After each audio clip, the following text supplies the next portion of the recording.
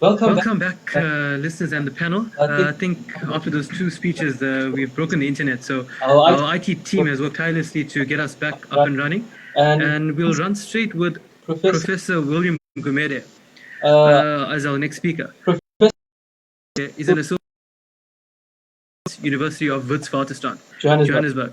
He is founder and executive chairperson of the Democracy Works Foundation, now based in 8 countries. Chairperson of Action Aid.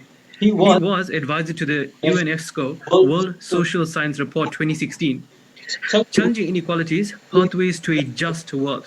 Previously, he was a senior associate and program director in the School of Oriental and African Studies, SOAS, University of London, and course leader, School of Public Policy, Central European University, Budapest. He was senior associate member and Oppenheimer Fellow at St. Anthony's College, Oxford University, senior fellow, London School of Economics, LSE, course leader in New School University, New York, Press Fellow, Wolfson College, Cambridge University, and visiting fellow, Duke University. Prof. Gumede, I think just to name your background, you need a bachelor's degree as well. So Prof. Gumede, I leave the floor to you. Thank you. Thank you for the invitation. I'm going to try to just to share my screen if you can just, because at the moment I'm disabled, which is the IT people can just, for me, please.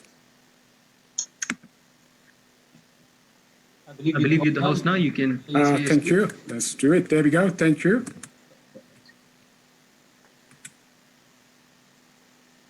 To check in with you, it is. Perfect. I can go ahead. Thank you so much for inviting me, colleagues, and I mean to be part of this very esteemed panel. I'm going to jump straight into, you know, we hear about corruption, we see corruption, but why has there been no action? I think maybe the very first thing just to say that many people unfortunately say corruption has no cost. You know, corruption doesn't kill. And so on. Of course, it's very wrong because corruption kills hospital and the tender, you know, corrupt tender meant there's no service at that hospital, you die. And if you die and if you've set up a factory, your factory collapse and people get unemployed and so on. So, you know, it's a whole cycle. So I think the very first thing is we must get ordinary citizens and ordinary people to understand that corruption is deadly, it kills. The second thing is, you know, that people believe that power gives them the right to access public resources. You know, the argument, the power, we're now in power, we're now in government, we can eat, and so on. The fact that if you're elected into government, you become a member of parliament or councillor, that gives you the power now to use public resources for private benefits. And then often, you know, people say colonialism and apartheid corrupt, therefore it is our turn to eat. Why are we being criticized? Nobody said anything about colonialism. Nobody said anything about apartheid and we were corrupt. Of course, that is absolutely wrong because we cannot measure ourselves, you know, against the standards of colonialism and against the standards of apartheid. I mean, we've created a democratic state, so there is not an excuse.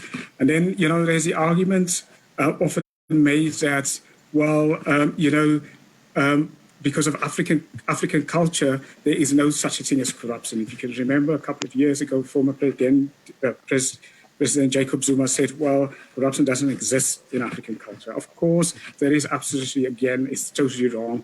I mean, in any African culture, if you're going to steal something, it is wrong. Culture, whether it's African culture or any other culture, supports stealing, looting, and so on. So that, of course, is absolutely wrong.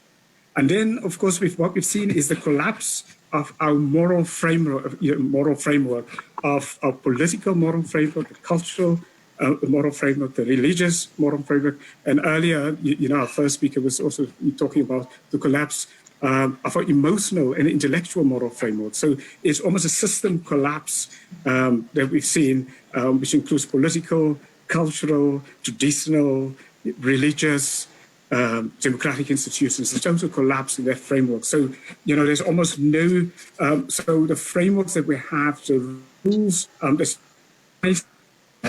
not to be corrupt, clearly have collapsed and doesn't have, for many people, the authenticity.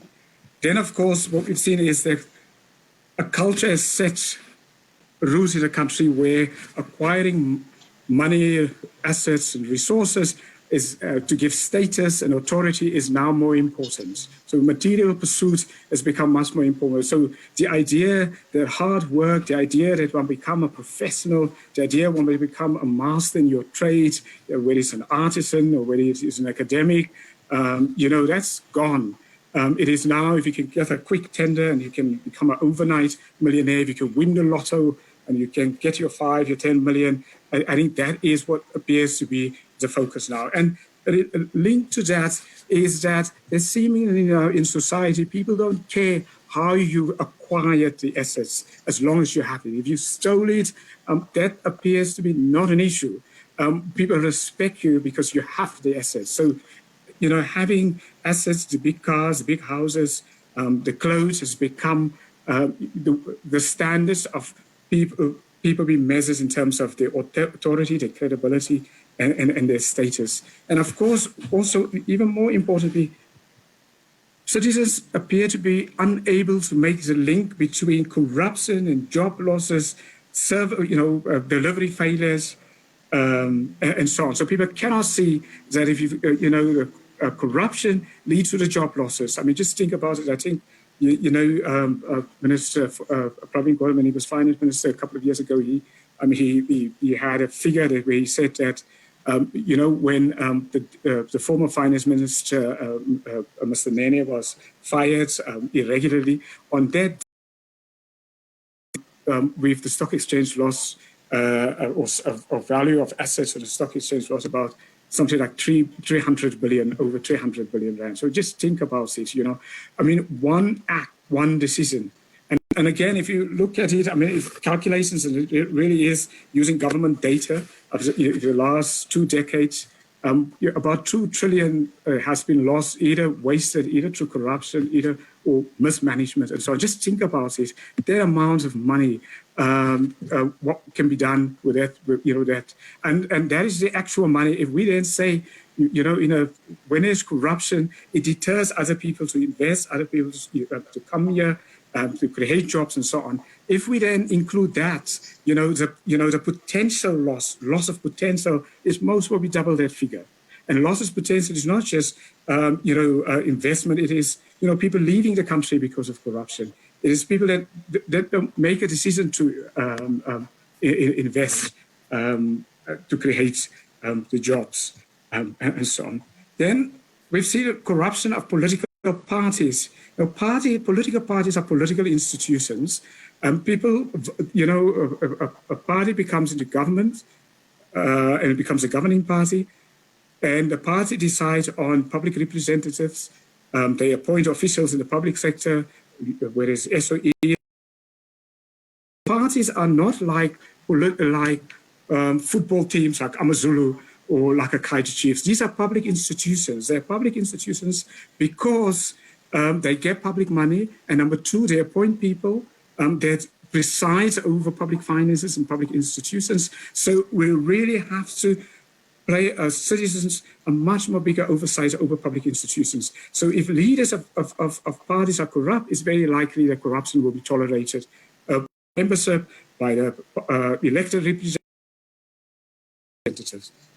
And what we've seen in the country is where the governing ANC itself, branches of it tender for state contracts. Now, that fosters a culture of corruption because we must have a firewall between a party and the state, so we don't have the phenomenon of a party state, because it encourages corruption. What we've also seen is not only the governing party, but opposition parties also, old and new, are now also increasingly dominated by corrupt people. We've seen in the last elections where gangsters and criminals are now establishing their own political parties because they see, well, actually, gangsters in the official parties are having a good time.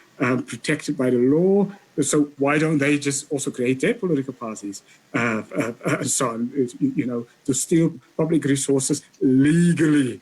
And then, unfortunately, our electoral system allows party leaders, because we've got a close list party system, so the party leaders handpick the candidates and often make sure that you get pliant, loyalists, incompetent, captious appointees who behave corruptly also. And the people who vote for the parties cannot recall those individuals, those corrupt individuals, and all housed with this culture of corruption. The fact that citizens cannot recall corrupt representatives, they have to wait for the party leaders to recall these people. But then there's also the corruption of democratic institutions themselves. And we've seen that the corruption in the country, institutions, laws, and policies are often manipulated in such a way that although corruption is taking place, it appears on the surface that the outcomes were all legally arrived through normal rules and process and procedures. Now, how does it happen? How it happens is appointments to key democratic institutions for corrupt people, and give the so often to public office or the boards of SOEs, it appears if they follow the rules, advertise in the newspapers, or for nominations and so on. Honest people apply, their names are just put aside. And, other names of more corrupt people are put there. The same with tenders. It is advertised, in the media, people apply, and lo and behold, it is rigged because what has happened, the specs has been given already before the time. So if you're an honest businessman, if you apply, you've got all the capability, you just don't get the tender. Now, often business corruption is not seen as such. Many times in the country, we don't see business corruption as such. And even business leaders themselves don't take corruption seriously among business. Business is often critical of corruption in government, but they often don't look at corruption among themselves. For example, giving a kickback for securing a contract. That's corrupt. Appointing a token black politician to a board or senior position, to get a government contracts is absolutely corrupt.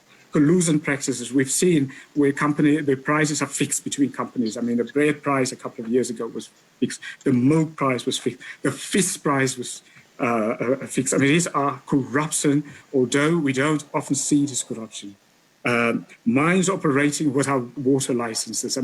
Wits research a couple of years ago shows that 36 mining companies have been operating for the last couple of years without water licenses. This is corruption. Certain labor plans by many mining companies that they signed up in order to get their licenses, they don't implement it. That's corruption. Then what we've also seen the last couple of years, corruption in trusted professors, medical professors, the audit professors, the law professors, although some people may say the law professor has never been trusted. But having said that, we've seen these trusters, we've grown up with these professors. Corruption is even there. But maybe the last one, is corruption of our public, panelists talks about corruption, moral corruption, emotional corruption, but our debate, our dialogue are also being corrupted. What does it mean? Sometimes people use struggle slogans, not because they're honest and genuine, but to cover up for corruption. People agitate they say they're fighting for the poor. And then sadly, poor, vulnerable people believe them, but they're only using that to enrich themselves. And sometimes even legitimate historical redress concerns like land reform, social,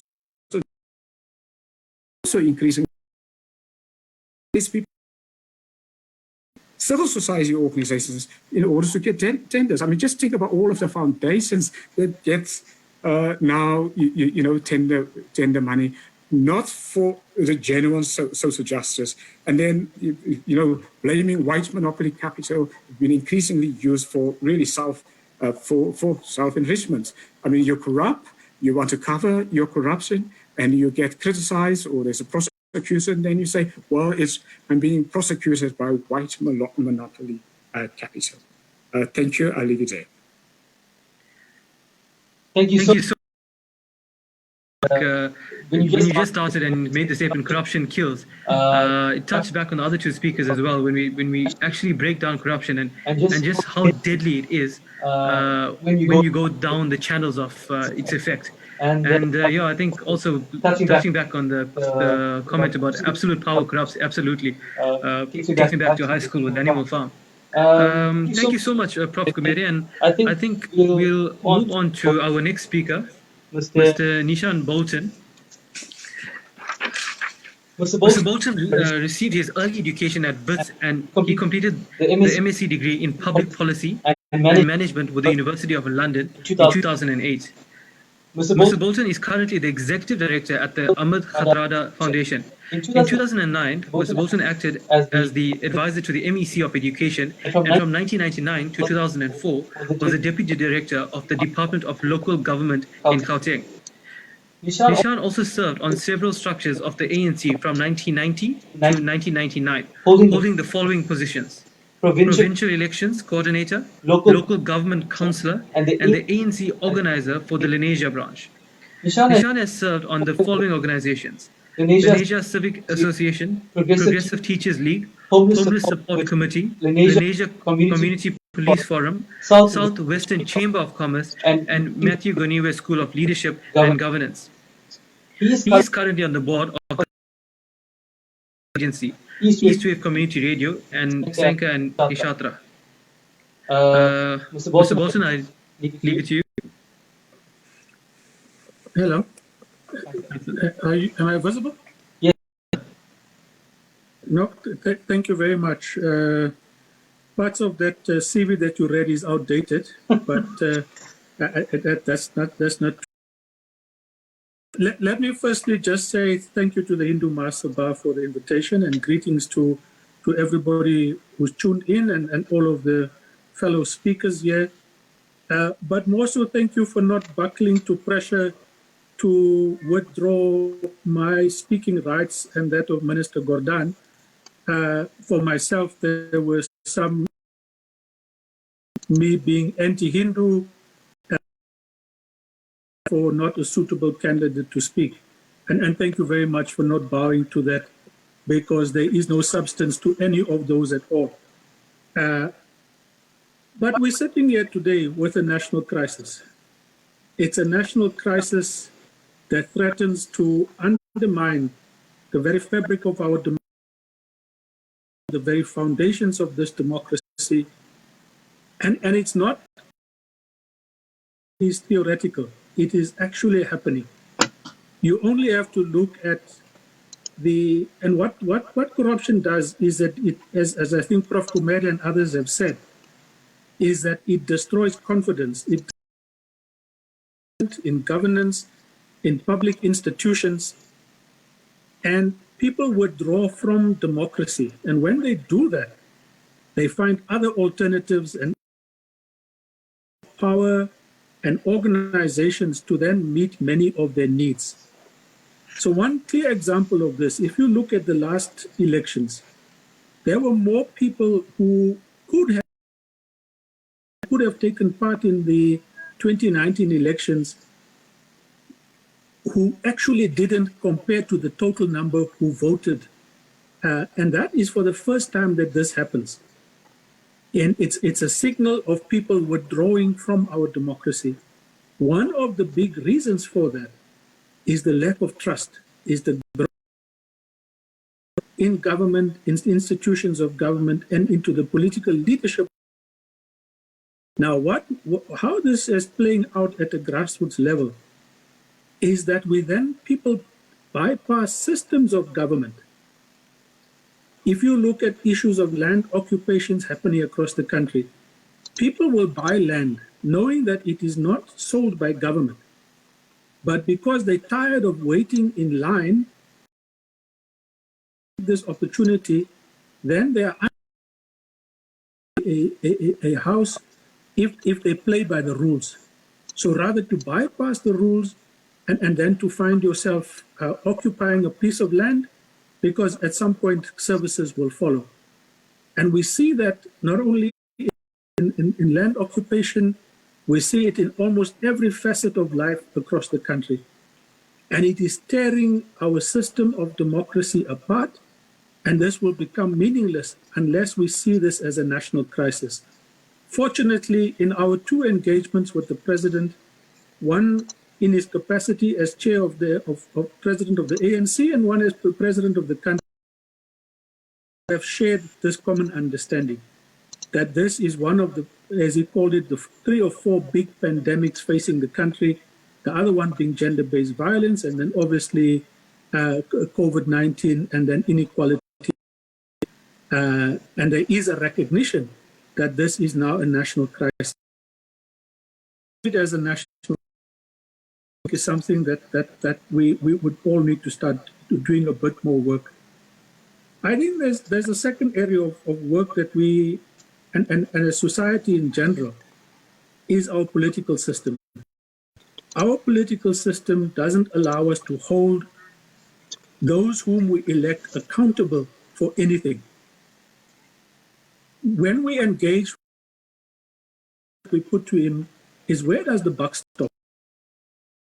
Should the buck stop, given this crisis that we face in the country today?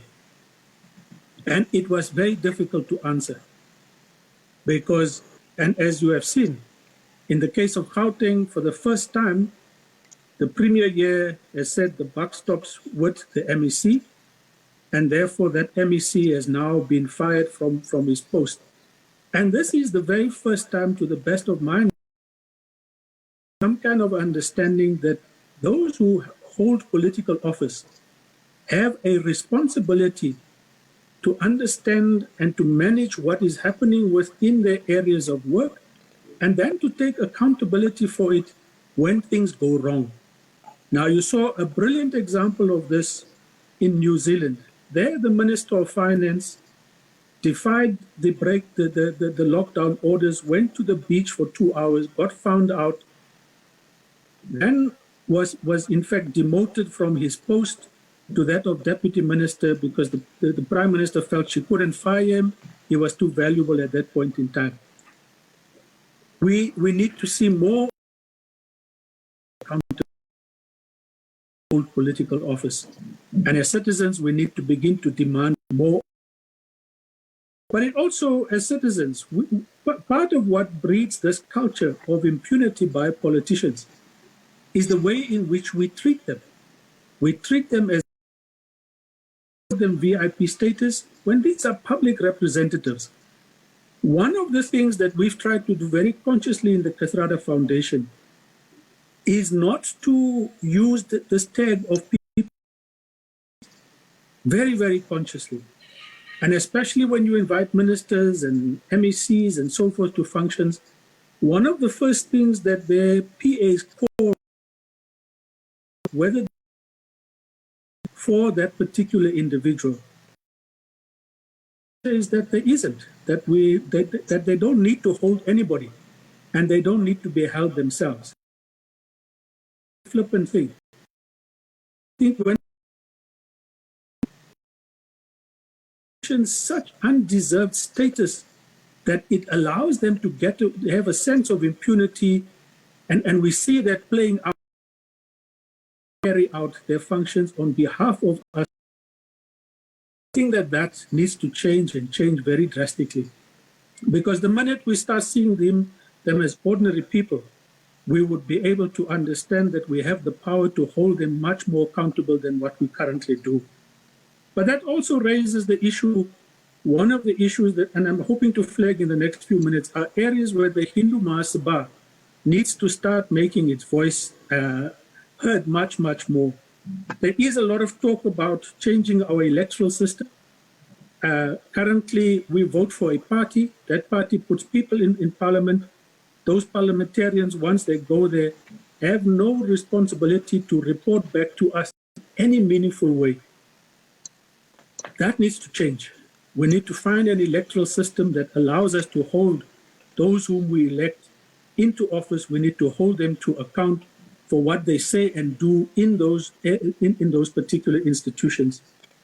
But more importantly, at this point in time, the Political Funding Act, it's still waiting promulgation.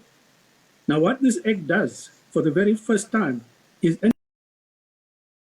I think, over 100,000 Rand donation must make that public. And why is this important? You've seen from this asbestos case where somebody got hundreds of millions of rands for doing almost nothing. Huge chunks of that money went back to the ANC in particular, and to the ANC to run its own operations. So it's not inconceivable that we can ask the question whether him getting that tender had much to do with an intended donation to the ANC for it to carry on its operations. So the Party Funding Act, I think the voice of the Sabha needs to be coming much, much more forcefully to get this out. And once it is gazetted, it will require that we are able to monitor the reports that comes out from who's giving money to these parties. Are those people getting tenders, and have those tenders been correctly awarded, and have they delivered on those tenders according to the price that they would have bid for? Now, there are people with that kind of intellectual ability within the Sabha and its various affiliates who can help to do this kind of ongoing accountability work. Let me just flag a couple of big debates happening, because I think the previous speakers have touched on the different facets of corruption. The one is the issue of amnesty. So Thuli Madonsela has raised the issue of whether we should not be considering giving amnesty to those involved in corruption so that they can come forward without being punished, provide all of the information and help to recover the funds. This is an important debate. In my view, slightly mistimed, because it comes at a time when we are for the first time beginning to see arrests, and we're beginning to see Judge Zondo taking a firmer line on former President Zuma and so forth. But it is something that we will have to begin to debate as a country as a whole. Do you give amnesty, especially those involved in what is called petty corruption, or who might be able to give information that eradicates the problem at the top? I think the second issue that's raging in the response to dealing with corruption is whether we do away with this thing called tenders. So the argument is scrap calling for tenders. Government must be able to produce all of the items that it tries to procure. As a former public servant, I think this is impossible. But what it does point to is the fact that the entire procurement system has to change in terms of the way in which it is done, the transparency that is required. Happily, for the first time, government to release procurement information, and we need to ensure that this becomes a permanent feature of how government operates. Because once we can understand where the money goes and to whom it is going, I think we can then start, as PG would say, connect the dots. We would be able to connect the dots ourselves and start identifying those who unduly benefit from the tenders of government. For government to try to produce pens and pencils and everything that it procures from toilet rolls and so forth, I think we would be ending up with if we have a bloated bureaucracy now, it will grow in years to come. The big issue is the appointment of public servants. That is at the heart of why we have a problem today. In many cases, they are political appointments who owe their allegiance to the political parties that have appointed them, and therefore see their roles not in terms of serving the public, but taking decisions that might be of benefit to the party that they owe first and foremost allegiance to. And that requires fundamental change in how public servants are appointed and how they account. But it also leads to the issue of whistleblowing, which is another area that I think the Maha Sabha needs to pay attention to. We don't recognize sufficiently, give them sufficient support, and we don't celebrate those who have come forward to really do huge public service to this country. They do it at great risk to themselves. You've seen a number of them being killed in the last few months and years, and particularly in KZN. And besides for the Council of Churches, I'm not aware of other religious organizations who have offered support and solidarity to whistleblowers area that the Maha Sabha can in fact begin to play a bigger role in. But towards conclusion, that I grapple with is, where does Anuj Singh pray? Where did the Guptas pray? Where does Salim Essa pray? And how is it that these people can go to religious sites and be accepted there and be celebrated there, rather than be regarded as the outcast that they need to be? And I don't think we know who they are. In KZN, we can give you a list tomorrow of all of these crooks who need to be ostracized from our places of prayer. And they need to be named and shamed for what they have done to this country. And I think that this particular webinar of the Maha Sabha is very welcome, but it needs to be the start of a huge anti-corruption stance that not only educates around the issue of corruption, but that must lead to action both within and outside with broader society. Because I think then we would be making a huge and meaningful contribution. We do celebrate, in conclusion, the huge amounts of arrests in the last few weeks. We celebrate the fact that Deputy Chief Justice Zondo has issued an ultimatum to former President Zuma to come and appear and account. And I think when he must celebrate, the country must be there to say to him, you need to account for what you've done to bring our country to its knees. And if it leads, and we would await, obviously, the findings of the commission and its pronouncements on this. But I think what the Zondo Commission has done is to indicate that nobody is above the law. And when the commission says come and account, you have to come and account irrespective of who you are.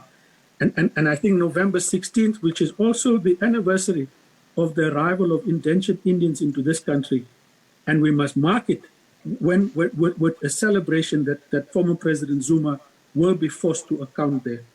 We celebrate the actions taken by the Gauteng Premier, because for the first time, I think we're beginning to see what accountability should look like for political party representatives. We would not get where we are today without the work of civil society organizations across the country. But these are few in number. They require the Maha Sabha, they require the Muslim Judicial Council, they require the South African Council of Churches to be doing more of what you are doing today.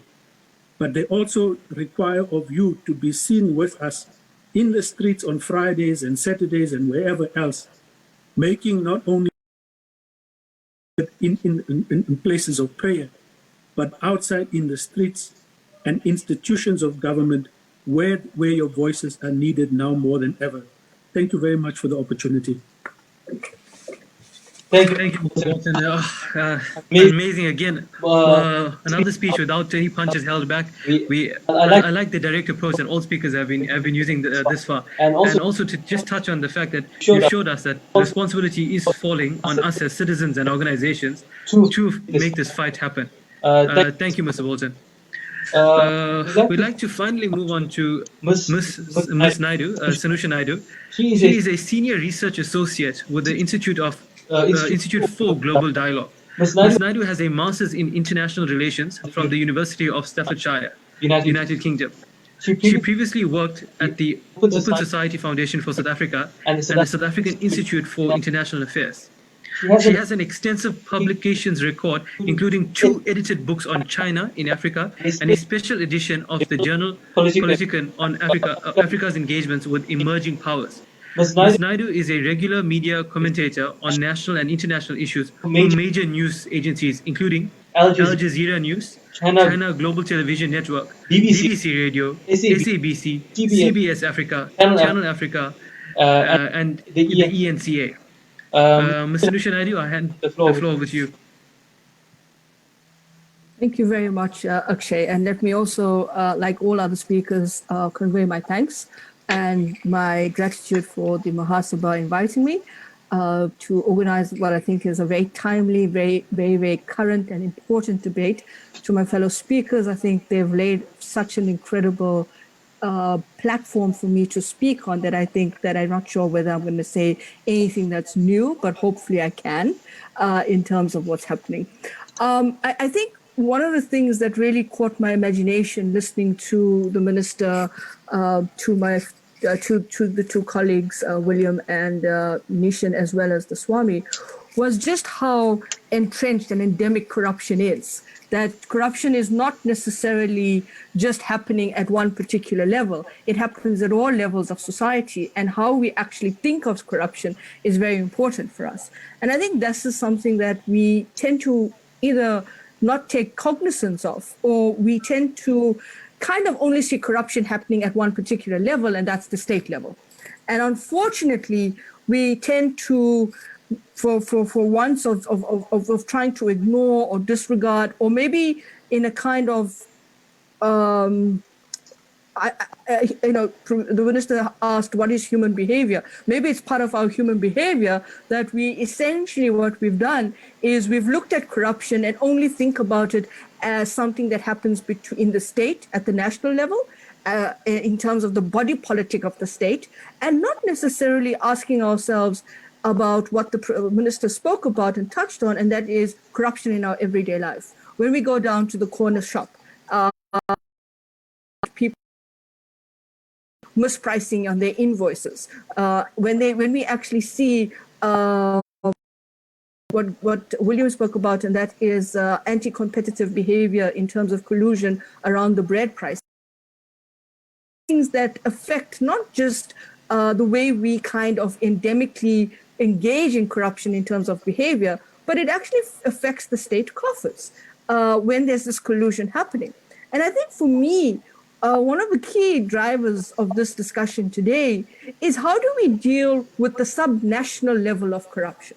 How do we deal with corruption that happens when we essentially try to get our license from the motor vehicle licensing department and we realize I don't want to stand in that queue and I'd rather pay somebody to get me my license? Or if I don't want to go to the Home Affairs, I'd rather give a bribe to the Home Affairs official and get my unabridged.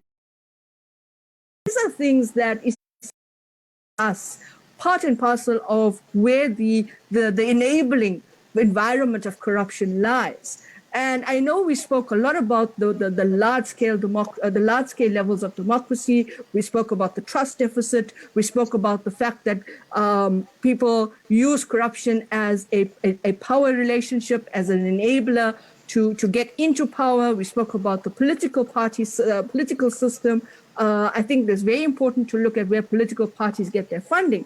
But it's also a question of looking at corruption as a power relationship, in terms of how that power relationship is constructed and so forth. And I think to that point of power is why do you want to actually engage in a power relationship? Why do you want to become the political party in power in office at the national level? Why do you want to become a member of the local government municipality? What drives people's agenda for power, and whether that power is inherently linked to what is your end game for that power? And for me, I think if we start to peel the onion layers away from power, we begin to see that there are some very naked truths out there about why people want power. And linked to that power is the question around how do people then utilize that power. I think the idea in 1990 and the anti-apartheid struggle was very, very clear. We wanted a better system of governance. We wanted people to be able to exercise their rights. We wanted people to have the very essence of what their livelihood was predicated on, and that is not just a democracy with political rights, but a democracy that enables them to have socio-economic rights, to be able to enjoy of this country, not necessarily to be told that you've got to wait 25 years later and still don't have a running toilet or a water or sanitation. And I find it very curious that we actually tend to also not look at the level of corruption at the subnational, particularly in communities. And I think all the speakers have alluded to what I think are issues here. How do we deal with corruption from the bottom up? How do we say no to the shopkeeper around the corner, to the person who tells me in the airport, I can pay, if you give me 150 Rand, I can get you through immigration, I can get you through security. How do we deal with that? How do we say no to that? And secondly, how do we say no to corruption in our community? In particular, I like the point that was made by Nishaan, and that was, let's start blacklisting some of these people that are corruptors, that we should not give them the access to come into our religious institution, whether it is in a political rally, whether it is in a community-based institution where we're talking about bread and butter issues, and allow them to use their corrupt activities and their corrupt money to buy their legitimacy. That's the problem. The problem here is when we don't give other people legitimacy, we're not giving them agency. And by not giving them agency, we are essentially saying to them, we don't want your money because your money is corrupt. And I think this is where it needs to start. A different social compact amongst ourselves as a community, which led by the Maha Sabha and other religious institutions, I think we could very well deal with a more pragmatic way of creating a social contract between ourselves, first and foremost, and then with the state. Because then we can say to the state, we hold ourselves accountable. Now we want you to hold yourself accountable to us. We don't want an official coming into a municipality who's really basically putting himself or herself up for sale and saying, basically, we don't want to be able to say to people that it's okay to come and create this coming into our religious institutions and orders and pray. I think that's a very valid point. If we say no, and that's the big point, if we start saying no, if we look at our sales slip and we ask the shopkeeper at the end of the day, why do we have two different prices here on our sales slip? And basically, we don't want you to do that. I think then we start putting a very, very pragmatic, concrete, and cohesive plan together about how we as South Africans are holding ourselves and our community up to the and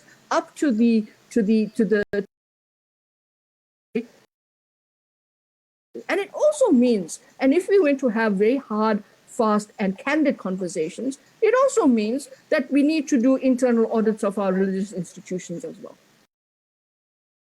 How the books are constructed. We're not making any blanket claims, but it starts from within. Everything starts from within. And so in that way, we set a precedence around anti-corruption strategies for ourselves in terms of how do we want our own empathy to be evolved and not necessarily reward people who defraud particular institutions, who compromise the state of our democracy and essentially compromise people's greed. And the idea of a rentier identity or a rentier state must be the furthest from our minds. And this is where we start to do it with the small business organizations, and we start moving up to the big ones. And I think very often what we've been doing with corruption, we talk about a new social contract with the state. I think we need a new social contract with ourselves. We need to be, we need to have more empathy for other people. We need to basically start institutions where we see a deficit of trust. We start to need to give them of efficacy, and we need to start giving them more power in what they can do. And I think this the super agency of the internal directorate that we've seen, and what we've seen as commendable efforts in the last week and a half, needs to be supported by our action as well. So I think where we actually see the corruption happening at our community level, we need to expose it. And once we start giving those whistleblowers the kind of support that they need, then we'll start creating that state that we always wanted. Then we'll give the legitimacy, the credential, and the confidence of the kind of democratic state was envisioned in 1994 that holds these values and should be held for ourselves. But we can't only expect that to happen at the national level. We have to start thinking about what happens when somebody comes to renovate your house and they say, give me this X amount of money in my bank account, but put the rest in what Pravin Gordhan very eloquently called uplang money. And coming from the community that we come from, I think we all are very familiar with that concept. And so we have to start being much more vigilant as well. And I think the challenge for us in this whole dynamic of creating the state that we want and creating the community that we want is to be able to say that we are no longer living in a context where we can be complacent, that this model of doing business is in an existential crisis. And it's no longer relevant for us, it's no longer legitimate for us, and it's no longer applicable for the kind of socio-economic justice program that we want. And I think what William put forward was fascinating, because it seems to me that when you start having these kinds of journeys towards state capture, institutional capture, power relations, why do you want that, and what you want to be rewarded for? The role of a public intellectual and the role of a bureaucrat is to be selfless in their operations, and to be able to say that this is why I want to go into this profession, because I genuinely believe I can make. Unfortunately, we have people going into professions not to make a difference, but as we said, and a fascinating book on corruption in Kenya, it's to a large extent, we must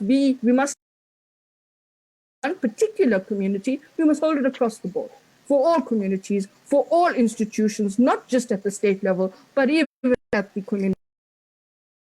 So I don't think we need more political parties in South Africa. We need to get what we have to get it right. And I think we could really have a fascinating discussion, and maybe in a way that the construction of an intervention program and the way we deal with corruption from the bottom up could be an incredible space that becomes important for the way in which we show and we demonstrate agency, because this is where it is. And just to look at illicit transaction Africa,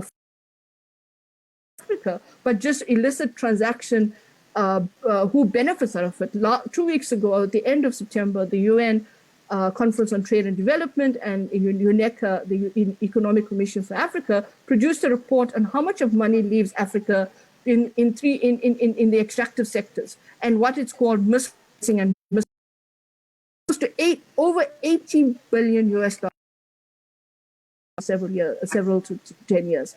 And that in itself tells us that Africa is a net exporter of capital. It's not necessarily that we don't have the money to basically finance our development.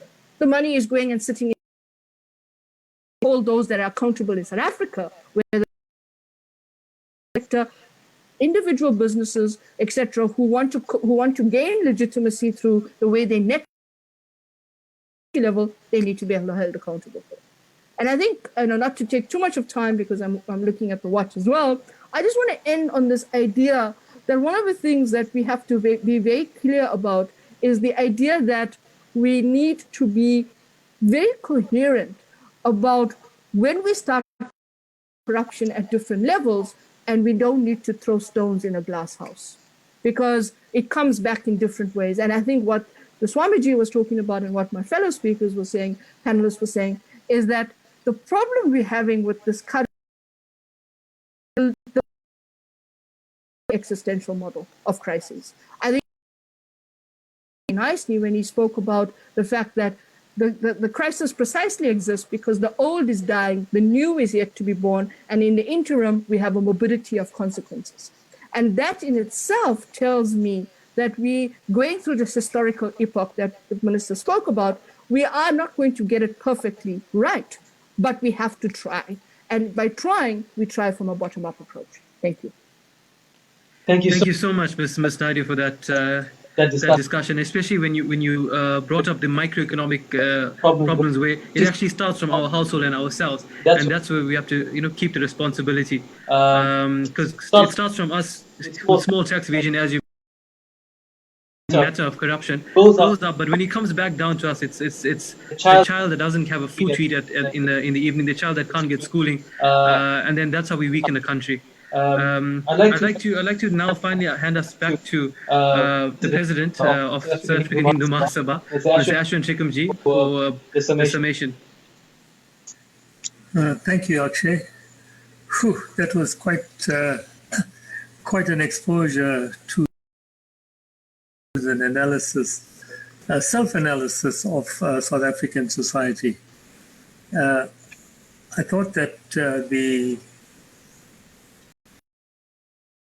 Abhedananda, by dividing or compartmentalizing corruption into spiritual, intellectual, emotional, and because it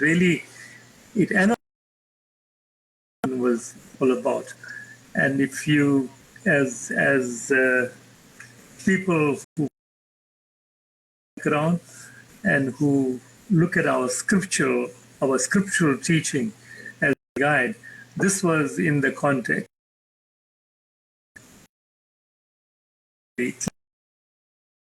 Gita, when Lord Krishna says that, I've given you the highest form of life as a reward in this world, but together with that, I've given you many challenges which you have to overcome during your lifetime as a reward for the life that you have. And of course, that translated into simple language is karma, that you've got to act in a manner where you would be able to get rid of these negativities that exist in humanity, in society, in people. Greed, power, attachment, ego, materiality. Those are the things that he spoke about. And Swamiji just analyzed that so beautifully when he said that, the spiritual corruption leads to the other types of corruption. But spiritually not corrupt, then you would not be intellectually corrupt. And of course, most important, you wouldn't be financially, which he then dealt with, where he said society is being disrupted. And effectively what he was saying is that and he spoke about how you can't you shouldn't even think about taking somebody. But he says, as society, we need to make sure that this almost disease that has engulfed the South African society is not going to be acceptable to us. And he threw the challenge to the Mahasabha and to all of us to say that, look, we as people, we must make sure that we say to everyone that we will not allow this country to this entire disease of corruption, that we will fight the corruption and dispel it from our lives so that South Africa becomes a better society. And one of these proposals was that we should be developing programs in this heard. Of course, Minister Gordhan was even direct in his analysis, and he, of course, spirituality to reality, and I think Sanusha just referred to those examples in daily life. How do we live? And I think all of us, and Minister Gordhan referred to some of those situations or examples. All of us come across this. How often have we not heard people say, I was just stopped, I got caught for speeding, and I was going to be fined 1,000 Rand or 5,000 Rand. And you know what I did? I spoke to the policeman, and the policeman said, give me 500 Rand and we'll forget about it. And you and your friend who's relating to this problem, what do we as society do about it? We almost congratulate by our silence, acknowledge that that's the way you've got to go, when that is where it starts. We should immediately be saying to that person who is relating this to say that what you've done is wrong and you need to write it. Go back now, or let us go to the police station and report that particular person for taking the bribe from you and do something about it. But as we all know, we don't. And that, of course, is an analysis of corruption not just being absolutely endemic with government only. It is filtering through the entire sections and sectors of society. And we need to do something about it. That's basically what he was saying. And that's why he said we must link spirituality to reality. The other issues that he dealt with were the whole question of sustaining democracy, which he linked to state capture, and how the democratic institutions are being used to engage in the corrupt activity with the objective of taking over and controlling and manipulating state institutions. And the question he asked is, why don't we act against this? We must do so. Social justice is not something that we must allow to in terms of talking about it. We must act, right? And he said that given it's the pandemic related to the COVID-19 right, which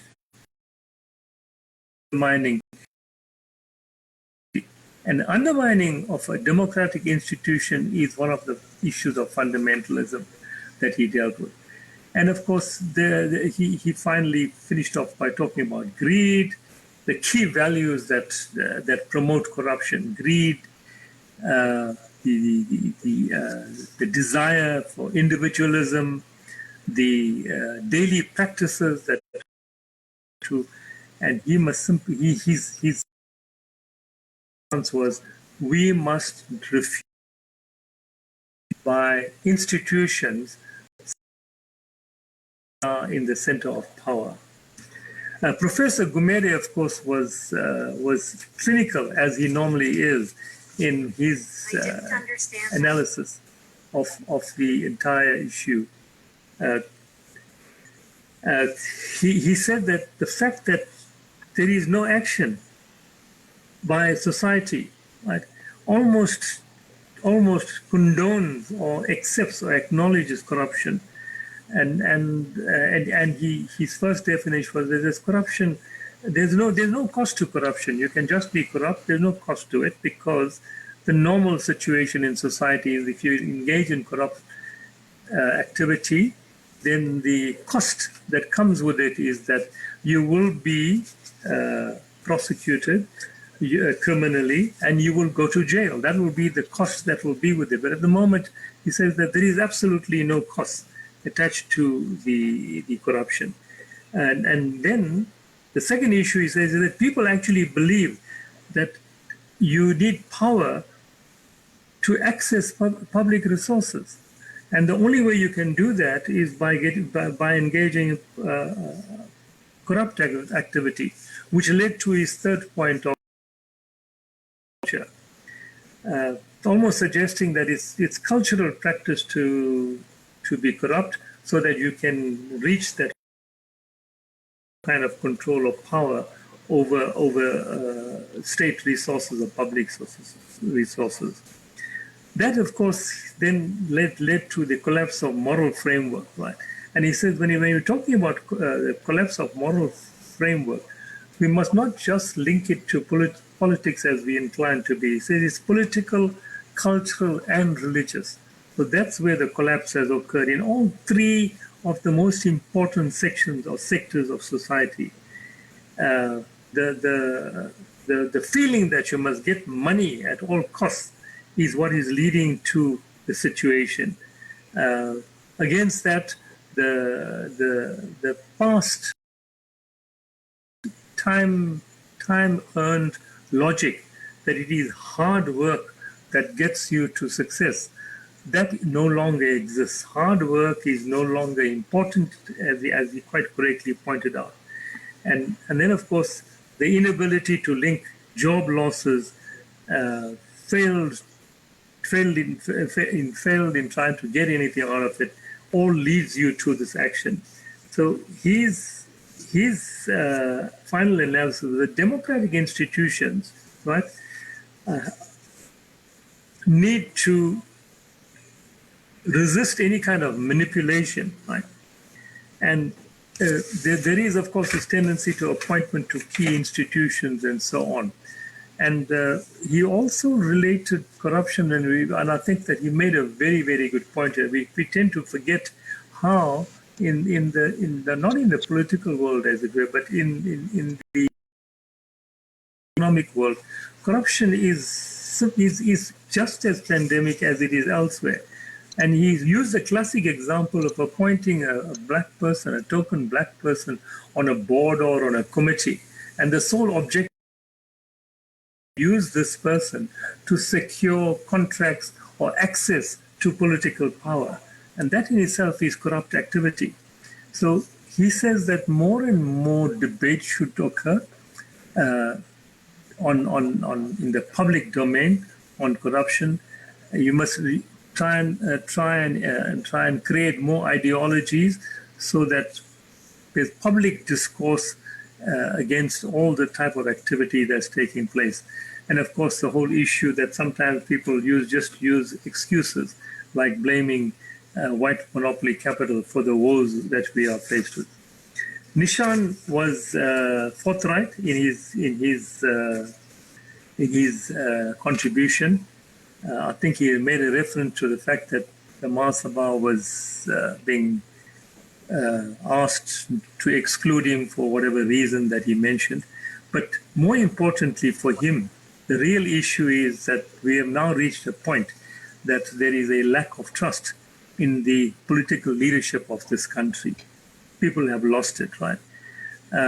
He used examples like how people are engaging political activity in corrupt activity simply because they are not getting what they want. And he used the example of land. The majority of people in this country were promised land when the present government took over. They've not been getting any such land. Otherwise, if they do, they have to wait in long queues that could take 3 or 4 years.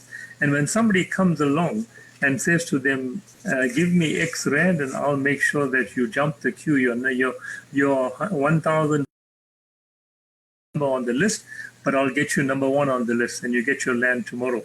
And of course, that activity leads to this person occupying land which is not even allocated to him or her, but they do so. And of course, that is the kind of practice that is taking place.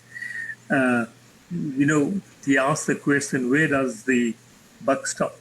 And he then used the classic example illustrated of the recent development, most recent, first time almost in the country where the Gauteng government, the Premier of Gauteng, then held the MEC responsible, where he said, well, the buck stops to the MEC.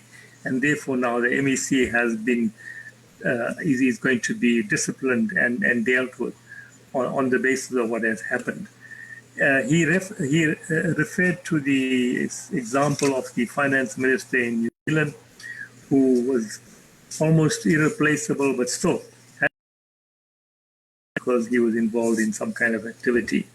But the point that he made most for me important was the electoral system in this country needs to be reviewed, and reviewed quickly. Why? Because at the moment, the people who are appointed to allegedly represent, in inverted commas, the people of this country are not representing the people of this country. They don't even know, people don't even know who they are. Those people are not accountable to or report back to the people that they allegedly represent. So there is absolutely no accountability. And the emphasis is that the electoral system has to change so that you get people who are going to be elected by the people, for the people, because they will then go into parliament and fulfill the responsibility of running this country on behalf of the people. And more importantly, be accountable to the people, because if the people have appointed them, they are obliged to then go back and report to the people. And I thought that was a very, very exciting point, something that he asked the Sabha to look at and to galvanize people to start agitating for the entire electoral system to change, so that we have a situation where people in parliament are accountable to the country. The one example that he ended off with was this possible reference by former public protector Tuli Madonsela about opening up an amnesty process for all the people who come forward and who have been involved in corruption. And that, of course, will lead to the whole question of whistleblowers as well. How do we go about doing that? And his proposal is that the Sabha gets more to get people to become whistleblowers, but more importantly, assist them when that does happen, to give them support and to give them the kind of encouragement, so that the entire system of whistleblowing is effective. And the last thing he ended up with, he said the procurement system must change. You know, the procurement system has been, as we all know, at the center of the corruption in the government. Appointment of public servants, how are they appointed? It's very easy, you know, it's a reward for something. If I give the ANC a huge donation, then I get rewarded. I either get appointed as a public servant, or I get appointed at some kind of board, kind of influential. And of course, inevitably, if the more money I give, the more access I have to procurement processes. So his conclusion was that how far are we going to allow this to go? And I forgot to mention, and I think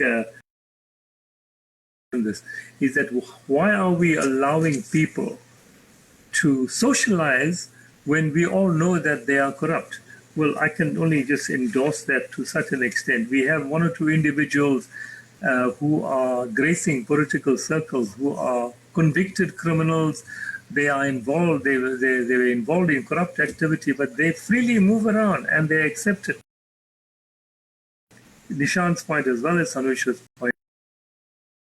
We took action and we said we must ostracize these people. They shouldn't be anywhere near social platforms, let alone mixing with society. Sanusha's analysis was simply on the basis that, you know, corruption is happening at all levels of society, and she expanded on the examples that both Minister Gordhan and Nishaan referred to. And her, you know, we must deal with corruption at the normal level in society, because if we deal with it there, then we are in a better position to act where the corruption is taking place at higher level. Why do people want to become involved in local government? simply because it gives them access to procurement. And of course, access to procurement equals corruption and gain for yourself. Her reference to a bottom-up situation where we start at a lower level of society in dealing with corruption and not at the national level, because once we start at the lower level and start to correct everything that's happening at lower level, we will be in a better position to deal with at national level. That in essence is how I sum up the contributions that have been made. I just want to say thank you, Swamiji, to Minister Pravin Gordhan, to Professor William Gumede, to Nishaan Bolton and SanushaNaidu for your outstanding contributions. It was really, for me, exhilarating, thought-provoking, and of course, provocative. Thank you very much. Thank you, Mr. Chikamji. I think I really appreciate the fact that you took on that, summarizing all that power and brilliance before you. I think just to ready for concluding now, and we truly believe that South Africa, I think, and the world really craves this kind of platform that you've set up here, or the Sabha has set up. We need these kind of experts in their respective fields to share their knowledge base and academic background and hands-on experience with us.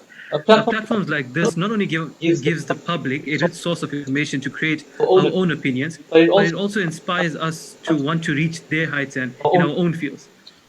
We should end the cycle of following the first voice or the loudest voice, and rather listen and take in as much knowledge for ourselves, and then formulate our own well-structured and substantiated opinions. I'd like to move on to the final piece, which will be the vote of thanks. And starting off, I think every speaker from Mr. Chikamji, Swami Abhedanandaji from the Chinmaya Mission, Minister Pravin Gordhan, Professor William Gumede, Mr. Nishaan Bolton from the Ahmed Kathrada Foundation, and Ms. SanushaNaidu from the Institute for Global Dialogue. We really thank you for taking time off your busy schedule on a Saturday afternoon to participate in our anti-corruption webinar. The media, Hindwani, Lotus FM, and The Post. We'd also like to thank the Designer Works team, Kiran Singh and others for their contribution and tech support. We'd also like to thank Dinesh Naidu and Niresh Shusankar from the Serendipity production for their contribution and venue and tech. And also Prof. Bridge for masterminding this amazing concept of the webinar system where we can get these great minds together. Finally, we'd like to thank, I think, the audience and everyone watching and taking the time to respectfully listen to our speakers and take in their knowledge base. We do apologize for the technical difficulties, and we definitely will improve on that in the amazing future events. Please this page on Facebook and urge others also to share this amazing work that has been put in against corruption in South Africa. Thank you. Akshay, thanks to you. Thank you for anchoring the program so well. Really good. Thanks, Akshay.